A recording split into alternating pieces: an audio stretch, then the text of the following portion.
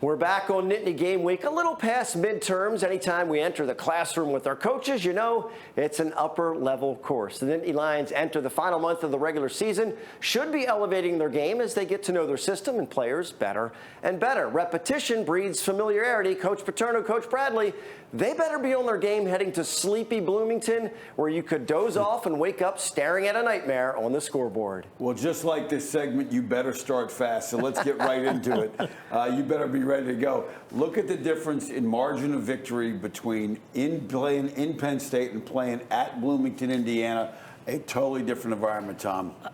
I've said this before. You just came off the white out, the stripe out. There's going to be none of that at Indiana. You better bring your own momentum right off the get-go. Yeah, so let's talk about what Indiana does to try and create their own momentum. They are going to be a wide-out specific type pass game. They like getting the field spread. They've got wideouts that can do things, and they're going to try and put stress in the safeties and get you one-on-one outside, Tom. Just look at this one. Yeah, they want to spread you across the whole field and pick the matchup they want.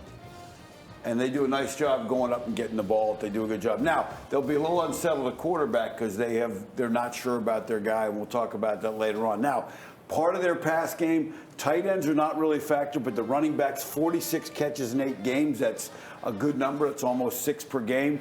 And Penn State has had trouble covering backs out of the backfield. They have a freshman they want to get involved as well who can really run. That's their guy when it gets down to it, right there. Yeah. The running back is the key guy. Yeah, he's going to get there. And if they can make some matchups, Minnesota got completions with their backs, Northwestern as well, so I would imagine they're going to try and do the same thing. Now, let's talk about Indiana's defense. If you were in 12 personnel, everybody likes all those tight ends in for Penn State, they're going to be a 4 DB set, which gives them some variability up front to do some things. It sure does, and they're going to count on their front 5 to really take care of things matters in this particular part of the game. And they're aggressive. Their outside linebacker, number 0, does some things, get in the backfield, makes plays.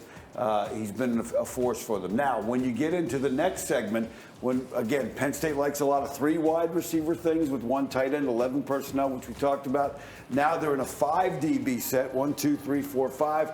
And on third downs, Allen really likes to be aggressive with his blitzes. And he does. With the 5 DBs, it gives you a little larger menu to go with now, especially with a lot of the zone blitzing up front.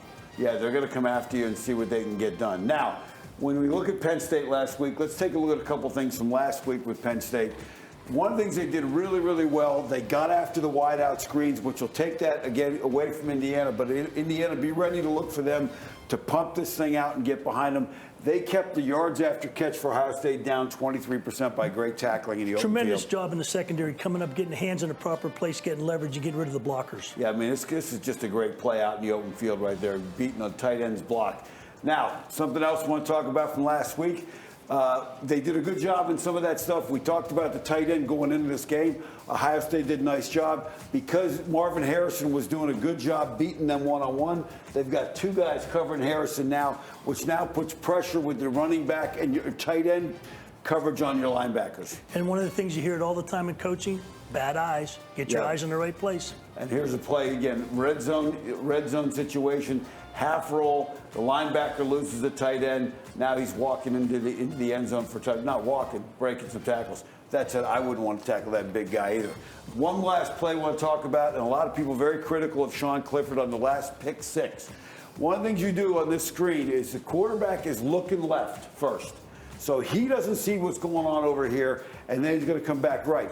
Now, the offensive tackle has got to cut this guy. But as you know, Tom, the minute that quarterback puts his foot in the ground, this guy's going to stop. So the offensive tackle has got to create the momentum for the cut block. It's got to be an aggressive block. Yeah. He has got to set it up perfectly and get his hands down. Yeah, and you'll see on the film that the offensive tackle really lets that guy kind of come into him, does not explode into him and get him down and force him to get his hands down. And once that happens and that ball's gone, that is a lonely feeling when you're a quarterback. And that's really not on Sean Clifford. That's on some execution up front.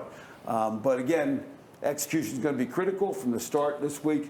Todd, back over to you. Yeah, execution and energy, as Tom mentioned. You're going to have to create it for yourself. Thanks a lot, guys. Okay, it's been a great series for the Nittany Lions and the Buckeyes. Of course, we'd love to see more wins for the blue and white. One fan that's seen every Penn State versus Ohio State Big Ten contest is Brian Jones. He caught the fever for this rivalry way back in 1993. I lived in Columbus, Ohio at the time after my dad got transferred from Pennsylvania, and it was just a no-brainer to start at that time.